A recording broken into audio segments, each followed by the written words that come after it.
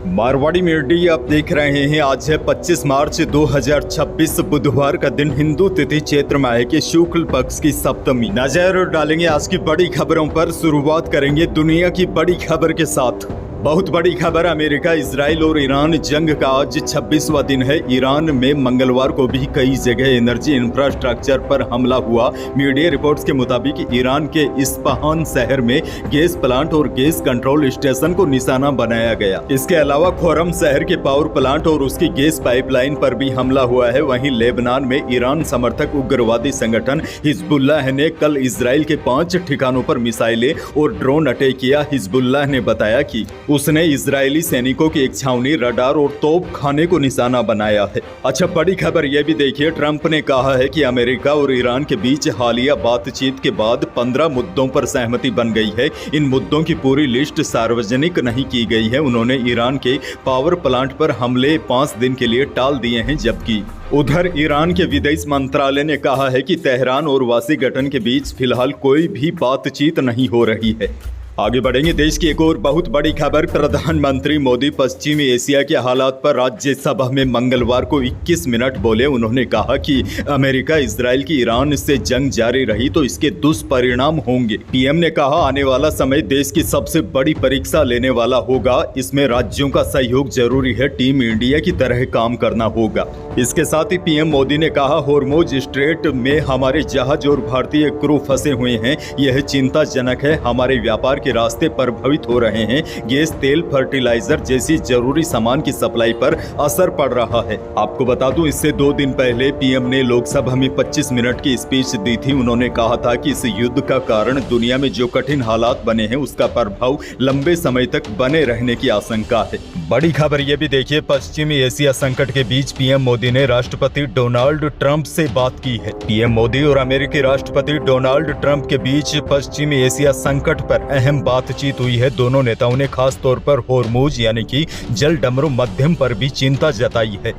एक और बड़ी और काम की खबर, भारतीय रेलवे ने टिकट कैंसिल करने के नियम सख्त कर दिए हैं। अब अगर कोई यात्री ट्रेन छूटने से 8 घंटे पहले तक टिकट रद्द करता है तो उसे रिफंड मिलेगा। पहले यह समय सीमा 4 घंटे था, जिसे बढ़ाकर 8 घंटे कर दिया है। हालांकि 24 से 8 घंटों के बीच टिकट कैंसिल करने पर अभी भी 50% पैसा वापस मिलेगा। इसके अलावा अब यात्री ट्रेन छूटने से 30 मिनट पहले तक अपना बोर्डिंग स्टेशन भी बदल सकते हैं। रेल मंत्री अश्विनी वैष्णव ने मंगलवार को कहा कि यह बदलाव इसलिए किया गया है ताकि एजेंट और दलाल टिकटों की जमाखोरी न कर सके।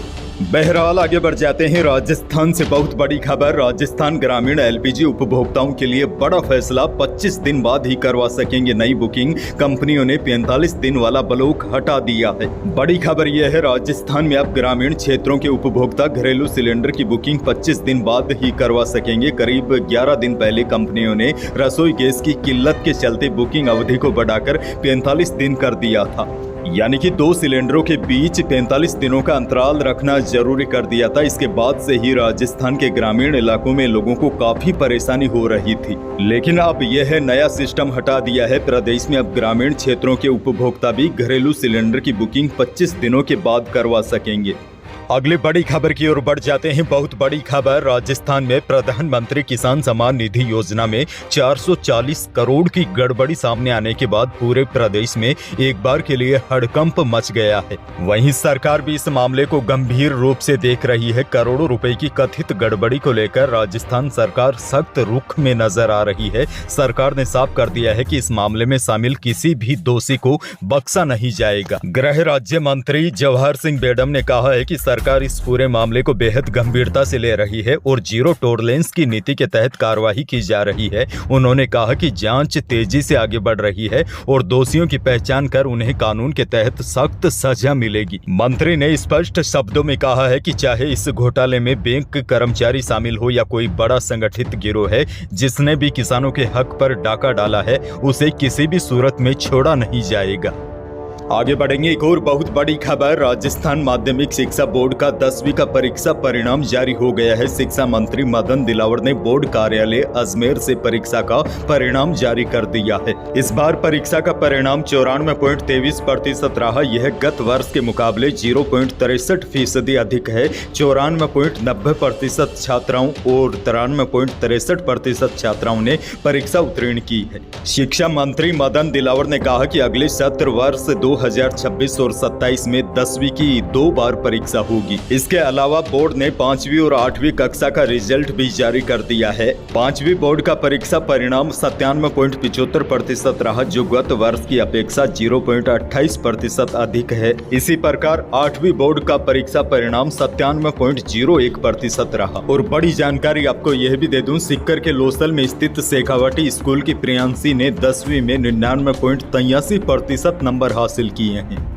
अगली बड़ी और महत्वपूर्ण खबर, राजस्थान रॉयल्स 1.63 बिलियन डॉलर यानी करीब 15,289 करोड़ रुपए की रिकॉर्ड बोली के साथ बिक गई है। इसके साथ ही राजस्थान IPL की सबसे महंगी टीम बन गई है। बताया जा रहा है भारतीय मूल के अमेरिकी बिजनेसमैन कार्ल सोमानी और उनके कंसोर्टियम ने फ्रेंचाइजी के लिए यह सबसे बड़ी बोली लगाई है, जिसे मंजूर कर लिया है। राजस्थान ने लखनऊ सुपर जॉयंट्स का भी रिकॉर्ड तोड़ दिया है।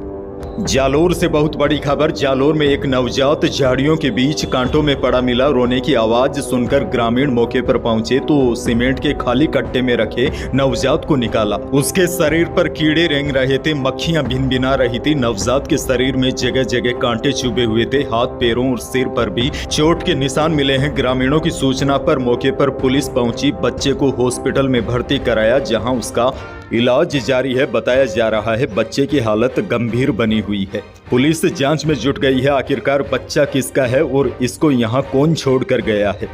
आगे बढ़ेंगे। एक और बड़ी खबर, राजस्थान में हार्ट अटैक से मौत का एक और मामला सामने आया है। डांस करते करते यानी कि नाचते नाचते एक व्यक्ति की मौत हो गई। ताजा घटना पाली जिले से सामने आई है। पाली में छोटे भाई के मकान के मुहूर्त से पहले भजन संध्या में नाच रहे व्यापारी को हार्ट अटैक आ गया। परिजन आनंद फानन में व्यापारी को अस्पताल भी लेकर पहुंचे, जहां पर डॉक्टरों ने उसे मृत घोषित कर दिया। खैर आगे बढ़ेंगे। बहुत बड़ी खबर, सोने और चांदी के भाव में गिरावट का दौर जारी है। इंटरनेशनल मार्केट में नरमी के असर से मंगलवार को भी जयपुर सराफा बाजार में सोने और चांदी के भाव में गिरावट रही। जयपुर सराफा बाजार में चांदी 2,000 रुपये कम होकर 2,28,000 रुपये प्रति किलो पर आ गई है। वहीं शुद्ध सोना भी 1,000 रुपये कम होकर 1,44,000 रुपये प्रति 10 ग्राम पर रहा। वहीं जेवराती सोना भी 800 रुपये टूटकर 1,34,700 रुपये प्रति 10 ग्राम रहा। वहीं अनाज मंडियों के भाव की बात की जाए तो बीकानेर की अनाज मंडी में सरसों का भाव 5700 से 6600 रुपये रहा। पीली सरसों अधिकतम 7450 रुपये बिकी। गवार का भाव अधिकतम 5200 रुपये रहा। इसबगोल का भाव अधिकतम 13,500 रुपये रहा। और बीकानेर के अनाज मंडी में जीरा बिका न्यूनतम 18,000 और अधिकतम 19,000 रुपये प्रति क्विंटल। मौसम को लेकर भी बहुत बड़ी अपडेट आपको दे दूं। प्रदेश में हीट वेव से राहत मिली है। पश्चिमी विक्षोभ के प्रभाव से दिन और रात के पारे में गिरावट दर्ज की जा रही है। और सबसे बड़ी जानकारी तो यह है, मार्च के आखिरी दिनों में भी लोगों को गर्मी से राहत मिलेगी। इस हफ्ते में आंधी बारिश का दौर जारी रहेगा। आगामी दिनों में भी बैक टू बैक पश्चिमी विक्षोभ का आंशिक प्रभाव देखने को मिलेगा। अब देखिए बड़ी जानकारी यह है, 26 और 27 मार्च को पूर्व उत्तरी भागों में कुछ स्थानों पर हल्की बारिश की संभावना है। इसके अलावा एक और नया मजबूत पश्चिमी विक्षोभ सक्रिय होगा। 28 से 31 मार्च के दौरान यह नया विक्षोभ सक्रिय होगा। इस विक्षोभ का असर राज्य के कुछ भागों में दिखाई देगा। मेघ गर्जन के साथ आंधी बारिश होने की संभावना है। यानी कि प्रदेश में पिछले सप्ताह शुरू हुआ आंधी बारिश का दौर मार्च के अंत तक जारी रहेगा। मौसम विभाग ने राज्य में 26 से 31 मार्च के बीच 2 अलग अलग वेदर सिस्टम की संभावना जताई है। अंत में एक और बड़ी और दुखद खबर देखिए। देश में पहली बार इच्छा मृत्यु वाले मामले में हरीश राणा की मौत हो गई है। हरीश राणा को 11 मार्च को ही सुप्रीम कोर्ट ने इच्छा मृत्यु की इजाजत दी थी। हरीश राणा 13 साल से कोमा में थे। वह नहीं बोल सकते थे और नहीं सुन पा रहे थे और न ही कुछ महसूस कर सकते थे। हरीश राणा 2013 में हॉस्टल की 4थी मंजिल से गिर गए थे। तभी से वह लाइफ सपोर्ट सिस्टम पर थे, जिसके बाद 11 मार्च को हरीश राणा को सुप्रीम कोर्ट ने इच्छा मृत्यु की इजाजत दी थी। और आपको बता दूं, परिवार के आग्रह पर सुप्रीम कोर्ट ने इच्छा मृत्यु की इजाजत दी थी। आपको बता दूं, भारत में केवल निष्क्रिय इच्छा मृत्यु कानूनी रूप से मान्य है। इसका मतलब है यदि कोई मरीज लाइलाज बीमारी या फिर जैसे कोमा या परमानेंट वेजिटेटिव स्टेट में है जहां सुधार की कोई भी गुंजाइश नहीं है, तो ऐसी स्थिति में उस व्यक्ति को जीवन रक्षक प्रणालियां जैसे वेंटिलेटर वगैरह से हटाया जा सकता है। तो यही थी प्रदेश और देश की आज की बड़ी और महत्वपूर्ण खबरें।